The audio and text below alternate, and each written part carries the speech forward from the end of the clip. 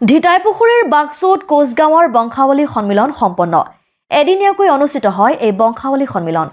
শিৱসাগৰ জিলাৰ ঢিতাইপুখুৰীৰ বাক্সুত এদিনীয়াকৈ অনুষ্ঠিত হয় বাক্সু কোচগাঁৱৰ বংশাৱলী সন্মিলন ৭৮৯ নং বাক্সু প্ৰাথমিক বিদ্যালয়ত অনুষ্ঠিত হয় এই বাক্সু কোচগাঁৱৰ বংশাৱলী সন্মিলন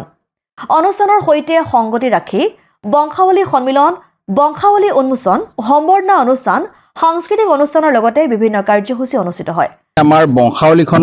প্ৰণয়ন কৰিলে আমাৰ বাক্সু গাঁৱত যিমানবোৰ পৰিয়াল আছে দুখন সত্ৰ আছে আৰু বিভিন্ন ইয়াত পৰিয়াল আছে সেইসমূহ আপোনালোকে ইয়াত দেখিব প্ৰতিটো পৰিয়ালৰে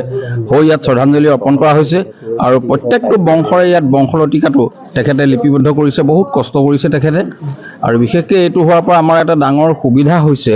যে গাঁওখনৰ অস্তিত্বটো আমি জনা হৈছোঁ যে কাৰ লগত কাৰ সম্পৰ্ক কি বংশ পৰিচয় কি এইখিনি জানিবৰ কাৰণে এটা ডাঙৰ সুবিধা কৰি দিলে নাজিৰাৰ পৰা যদুমণি হাজৰিকা ৰিপৰ্ট অসম আদিত্য।